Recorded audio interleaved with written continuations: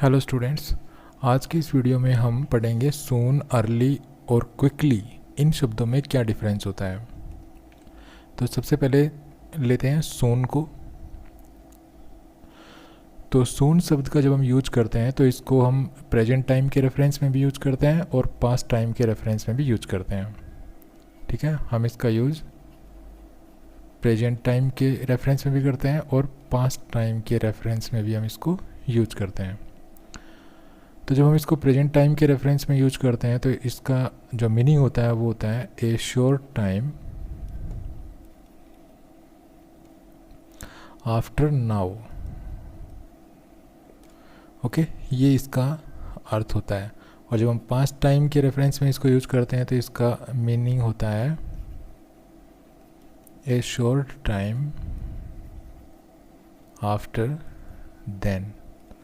ठीक है, इस अर्थ में हम इसको यूज करते हैं प्रेजेंट टाइम में और पास्ट टाइम में। एक एग्जांपल लेते हैं, जैसे अगर मैं कहता हूँ they will come soon. Okay, मैंने कहा दे विल कम सून कि भाई वो जल्दी ही आएंगे। तो अब कब आएंगे वो आएंगे ए शॉर्ट टाइम आफ्टर नाउ। ठीक है, क्योंकि यहाँ पे इसका यूज अगर मैं कह रहा हूँ कि कोई फ्यूचर में आएंगे, मतलब अगर मैं इस समय बोल रहा हूँ और मैं कहता हूँ कि जल्दी ही वो आएंगे, तो इसका मतलब मैं एट प्रेजेंट बोल रहा हूँ, मतलब प्रेजेंट टाइम के रेफरेंस में मैं अब सून को यूज़ कर रहा हूँ। तो यहाँ पे अब सून का क्या अर्थ है, अब यहाँ पे सून का जो मीनिंग है वो ये है। ठीक है, a short time after now. अब सपोज करो कि इस समय बजे हैं 10। ठीक है, अभी इस समय 10 बजे हैं, तो वो कब आएंगे इसका मतलब क्या हुआ। तो अब इसका इस सेंटेंस का मीनिंग ये हुआ कि they will come A short time after now. ठीक है, अब आफ्टर नाउ में जो नाउ है ये क्या हुआ, अब ये हुआ 10 AM। हालांकि ये समय जो है ये मैं बता नहीं रहा, लेकिन मेरे माइंड में है और जो लिसनर है वो इस चीज़ को समझता भी है। मैं अगर आपसे ये कहता हूँ दे विल कम सून, तो आप कब समझेंगे, आप इस टाइम के बाद ही समझेंगे। तो जिस समय स्पीकर बोल रहा होता है उस टाइम के बाद, उस टाइम के थोड़ी देर बाद, ए शॉर्ट टाइम आफ्टर। ठीक है, तो इस तरह हम इसको प्रेजेंट टाइम के रेफरेंस में यूज करते हैं। नेक्स्ट है, इसको पास्ट टाइम के रेफरेंस में कैसे यूज करेंगे, चलिए इसका भी एक एग्जांपल देख लेते हैं। तो यहाँ पे एक एग्जांपल लिखा मैंने, we reached Gurugram at 10 AM yesterday। Okay, इसी के बाद मैंने लिखा देन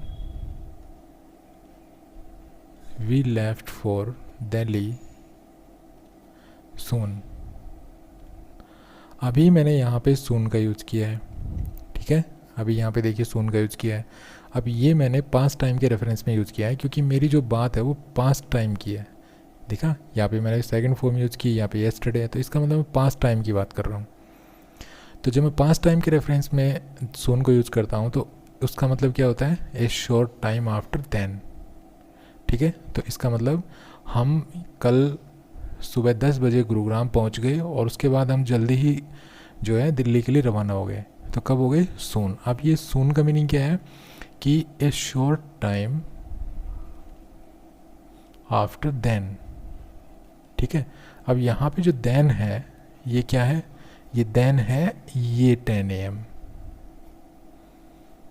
ओके, तो इस तरह से हम सून का use a short time after now जब हम प्रेजेंट टाइम का रेफरेंस दे रहे हो, और a short time after then जब हम पास्ट टाइम का रेफरेंस दे रहे हो, तो इस तरह से हम सून का यूज करते हैं।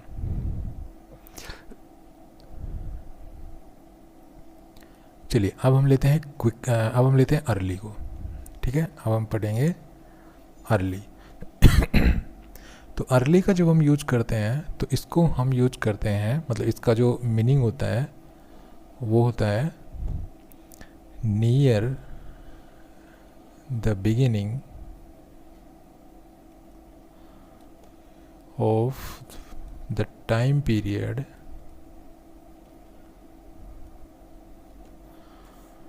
that we are thinking about,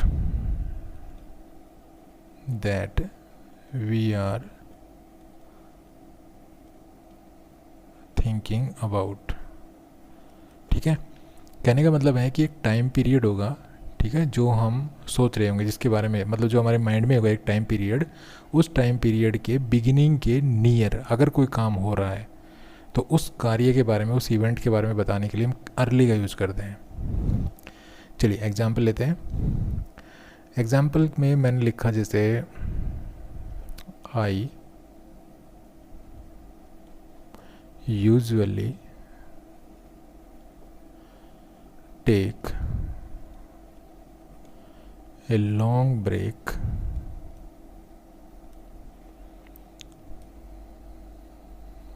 early in the year. ठीक है, मतलब मैं साल के जो है शुरू में ही एक लंबी छुट्टी ले लेता हूँ। एक और एग्जांपल ले लेते हैं हम। I usually get up early in the morning. Okay, ये दो एग्जांपल हमने लिखे। चलिए अब इनको समझते हैं। तो मैंने क्या कहा कि अर्ली का यूज हम कब करते हैं भाई, एक टाइम पीरियड होगा,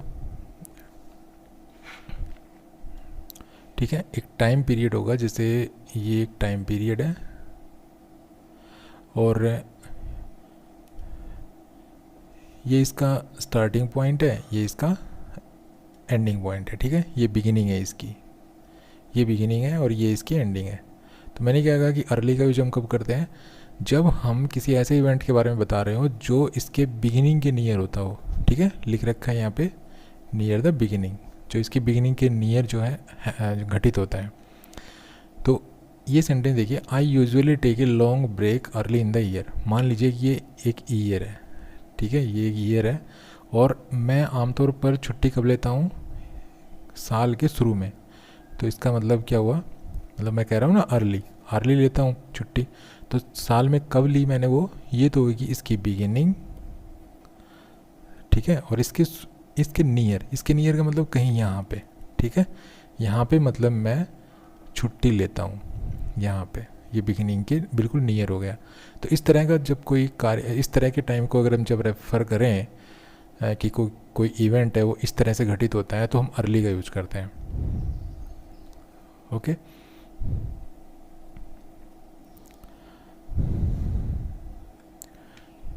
नेक्स्ट एग्जाम्पल है I usually get up early in the morning, कि मैं आमतौर पर मॉर्निंग में अर्ली उठता हूँ। अब मेरा जो टाइम पीरियड है वो क्या है, अब है मेरा टाइम पीरियड मॉर्निंग का। अब मान लीजिए मॉर्निंग है, ठीक है, मॉर्निंग का बिगिनिंग पॉइंट ये है और इसकी एंडिंग ये है। मॉर्निंग कब ख़त्म होती है, लगभग 11:59 पे ख़त्म हो जाती है, फिर नून शुरू हो जाता है। तो ये मेरे माइंड में, जैसे कहा भी है ना कि भाई हम थिंकिंग अबाउट, हमारे माइंड में एक टाइम पीरियड होता है और उसके बिगिनिंग के नियर अगर हम जब कोई काम करते हैं, कोई इवेंट घटित होता है, तब हम अर्ली का यूज करते हैं। तो इस सेंटेंस का क्या मतलब हुआ, I usually get up early in the morning. ये मॉर्निंग है, ठीक है, ये मान लीजिए मॉर्निंग है, तो इसकी बिगिनिंग ये है, ठीक है। तो इसके बिगिनिंग के मैं यहाँ से ये काम करता हूँ, मतलब मैं गेटअप होता हूँ, मैं उठता हूँ, ठीक है। तो यहाँ पे मैं ये काम कर रहा हूँ, कौन सा काम कर रहा हूँ, ये गेटअप। तो इस तरह से अगर हम इस तरह से मान लीजिए यहाँ पे मॉर्निंग है और मॉर्निंग के बिगिनिंग के मैं शुरुआत में मैंने ये जो इसकी बिगिनिंग है इसके नियर मैंने ये काम किया, तो मैंने यहाँ पे देखिए ये अर्ली यूज़ किया। तो अर्ली का यूज हम इस तरह से करते हैं कि जब हमारे माइंड में कोई टाइम पीरियड होता है और उस टाइम पीरियड के बिगिनिंग के नियर अगर कोई इवेंट होता है या हम कोई काम करते हैं, तो उसको रेफ़र करने के लिए इस तरह से हम अर्ली का यूज करते हैं। ओके, अब जो अर्ली होता है इसको हम बिफोर द एक्सपेक्टेड टाइम के अर्थ में भी यूज करते हैं। किस अर्थ में, बिफोर द एक्सपेक्टेड टाइम। तो जो अर्ली होता है इसका मतलब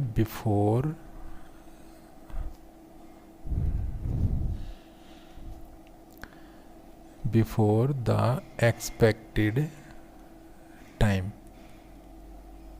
ओके, ये भी इसका अर्थ होता है, मतलब इस अर्थ में भी हम इसका यूज करते हैं।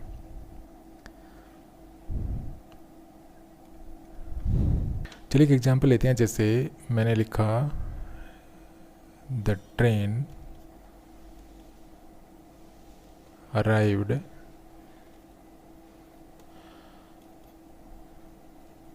ट्वेंटी मिनट्स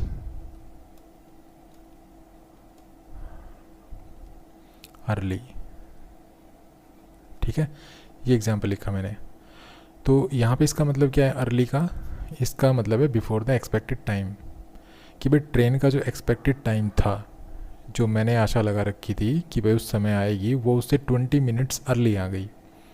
ठीक है, उससे जो एक्सपेक्टेड टाइम था उससे पहले आ गई। ठीक है, बिफोर द एक्सपेक्टेड टाइम। मान लीजिए ट्रेन का एक्सपेक्टेड टाइम था 8 बजे का, ओके, और वो 20 मिनट्स पहले आ गई, 7:40 पे आ गई, तो ये बिफोर द एक्सपेक्टेड टाइम हो गया ना। तो इस तरह से जब हमें कोई ऐसे इवेंट के बारे में बताना हो, कोई किसी ऐसे इवेंट को रेफ़र करना हो जो बिफोर द एक्सपेक्टेड टाइम हो रहा हो, तो वहाँ पर भी हम इस तरह से अर्ली वर्ड यूज कर सकते हैं। उसके बाद है हम अर्ली को एडजेक्टिव के रूप में भी यूज कर सकते हैं। अर्ली जो है एडजेक्टिव का काम भी कर सकता है। कैसे कर सकता है? चलिए एक एग्जांपल लेते हैं। मैंने एक सेंटेंस लिखा, I caught an early train. Okay, एक एग्जांपल मैंने और लिखा, you are very early. Okay, ये एग्जांपल लिखे मैंने। तो यहाँ पे देखिए ये एडजेक्टिव है।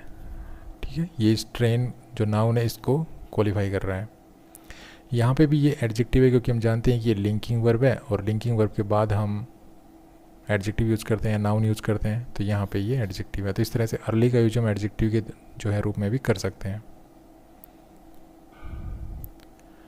अब एक चीज़ आपको यहाँ पे ध्यान रखनी है कि जो वॉच और क्लॉक हैं, ठीक है, घड़ी या जो क्लॉक्स होती हैं, ये कभी भी अर्ली या लेट नहीं होती हैं। ठीक है, ये कभी भी अर्ली या लेट नहीं होती हैं। इनके लिए हम क्या यूज़ करते हैं? फास्ट या स्लो। इसके लिए हम फास्ट या स्लो यूज़ करते हैं। आपको ये चीज़ पता होनी चाहिए। जैसे अगर मैं कहूँ माई वॉच इज 5 मिनट्स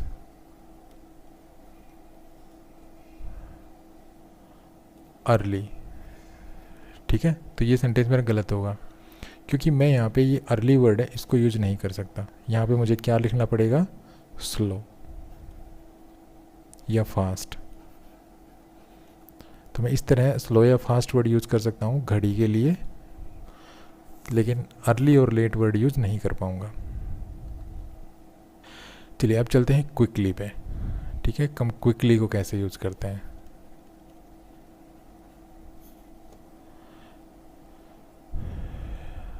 तो जब हम क्विकली को यूज़ करते हैं तो ये स्पीड को रेफ़र करता है। ठीक है, जब भी हम क्विकली वर्ड यूज़ करते हैं तो ये स्पीड को रेफ़र करता है, जिस स्पीड के साथ हम कोई काम करते हैं। जैसे एग्जाम्पल लेते हैं एक, let's go to the doctor quickly. ठीक है, तो अब इस सेंटेंस का क्या मतलब हुआ कि let's go to the doctor quickly. इसका मतलब है it is urgent, we need to move fast. ठीक है, ये अर्जेंट है और हमें फास्ट मतलब मूव करना, हमें फास्ट चलने की ज़रूरत है। लेकिन अगर मैं एक एग्जांपल और लिखूं, जैसे आई ought to see the doctor soon, तो इसका मतलब क्या हुआ कि इमरजेंसी नहीं है। ठीक है, इट मीन्स कोई इमरजेंसी नहीं है लेकिन मुझे जल्दी डॉक्टर को मिलना चाहिए। मतलब अब सून यूज़ किया है यहाँ पे, तो सून का मतलब क्या होता है, फास्ट नहीं होता है। सून का मतलब होता है शॉर्ट टाइम आफ्टर नाउ, कि मुझे जल्दी ही, मतलब जिस समय मैं बोल रहा हूँ उस समय, उस टाइम के बाद थोड़ा जल्दी मुझे डॉक्टर को मिलना चाहिए। तो इस तरह से हम क्विकली का यूज एक मतलब फास्ट की सेंस में करते हैं, एक स्पीड को शो करता है ये। चलिए एक और एग्जांपल लेते हैं, जैसे he did the repair,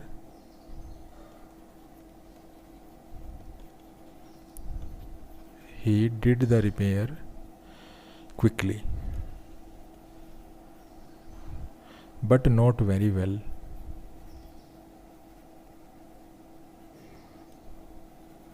okay, अब यहाँ पे क्विकली यूज़ किया तो इसका मतलब क्या हुआ कि उसने जो रिपेयरिंग थी वो कैसे कर दी, उसने रिपेयरिंग फास्ट कर दी, ठीक है, लेकिन अच्छी नहीं की।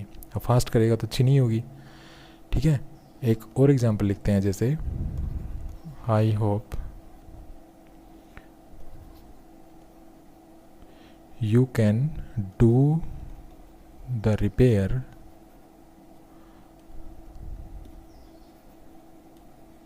सून,